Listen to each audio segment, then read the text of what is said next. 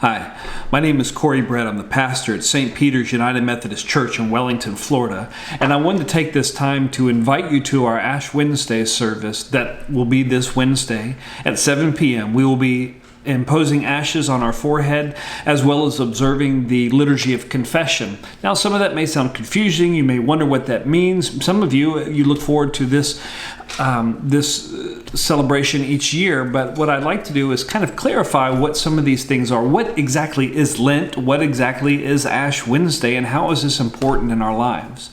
So let me first begin by talking about Lent. Lent is something that pastors have probably been joking about as long as there have been dryers around. They're saying just the same old joke that Lent is not what's in your dryer, it's not what's in your pocket, and it's not what's in your belly button for those really risky pastors out there.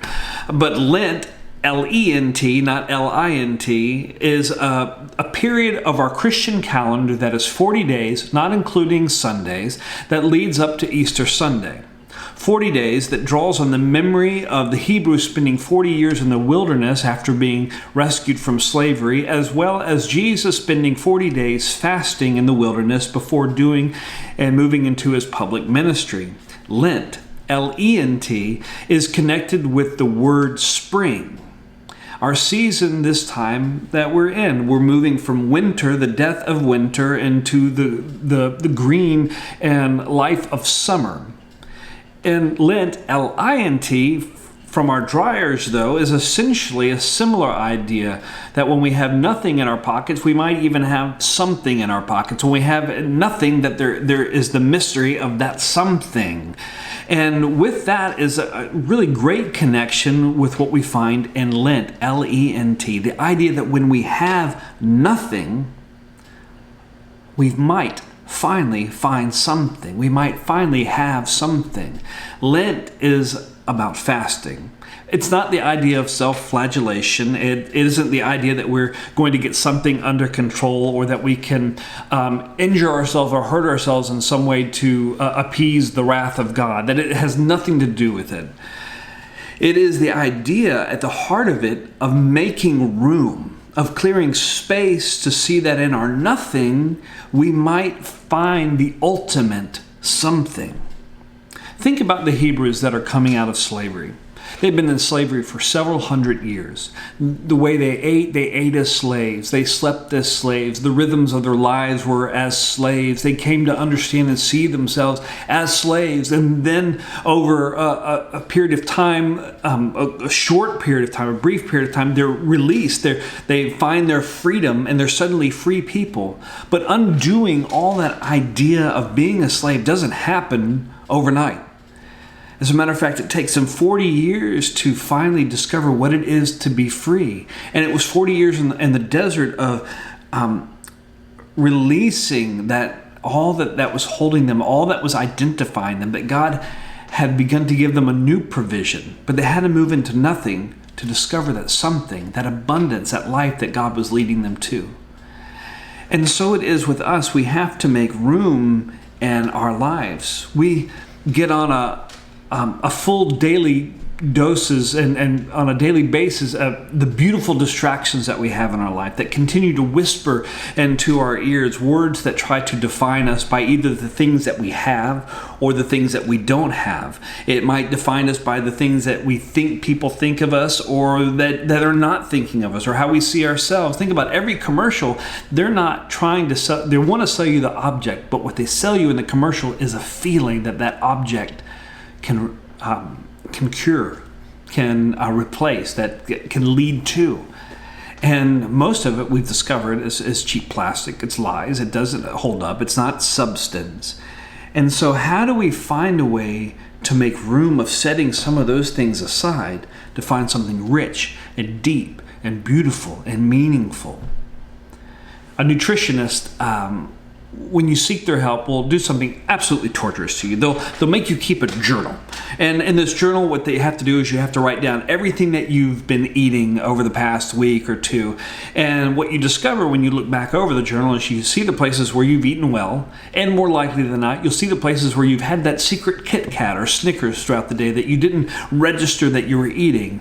And so the nutritionist will look back over and go, here are some new rhythms that we can have in eating. Here are some ways to replace this sugary food that will only leave you satisfied briefly to something that will give you a better feeling, that will lend to your health and give you more energy. And it's setting aside new rhythms and to living.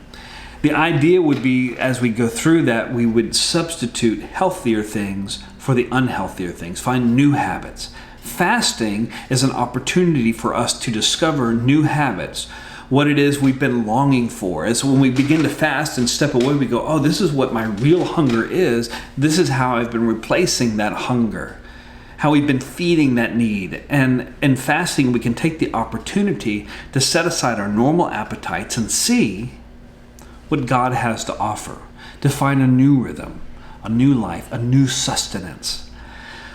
Several years ago, I had a small apartment, and it was just a one-bedroom apartment, and I needed some new things and some better things, but in order to have those new things, I had to get rid of some old things. I had to get rid of some things that had been either holding me down or just been clutter. I now was in a space where I couldn't keep junk around, and so I had to get rid of that. I had to, and some of that was hard to get rid of. Some things I really wanted to keep. I thought, if I want this better life, this better thing, I need to get rid of this old thing. I had to make room.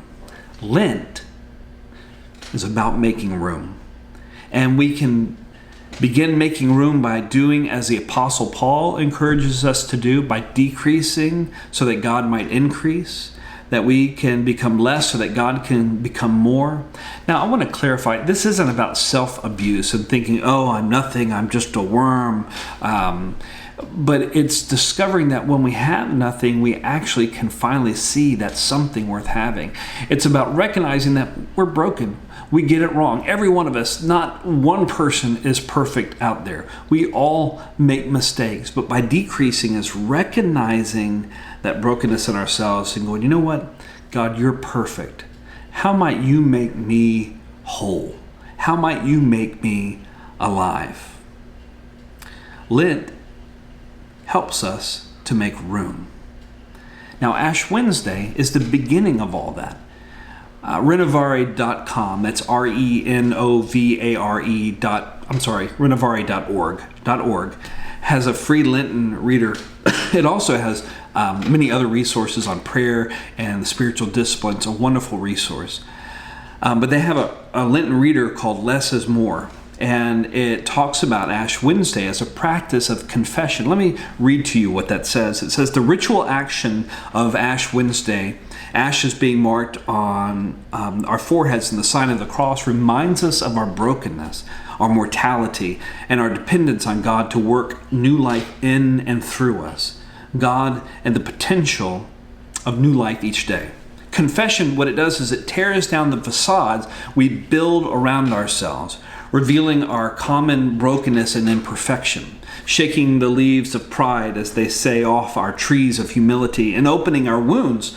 That's a scary thought, opening our wounds to the healing power of God's grace. I think about that as they write that. In order to be healed, we have to expose those wounds so it can be touched by the divine healer, the one who cares and is gentle with us. Confession is a way of doing that. It calls us to community, to be a place where we can live authentically. Confession also reveals the heart of God, a God who is forgiven even before we ask, a God whose mercy extends beyond our capacity to sin, a God whose grace flows like living waters, washing away all guilt and shame. John 3:16 talks about how God gave his only son that we might have life and have it eternally, that he would give his life that we might too live forever with God.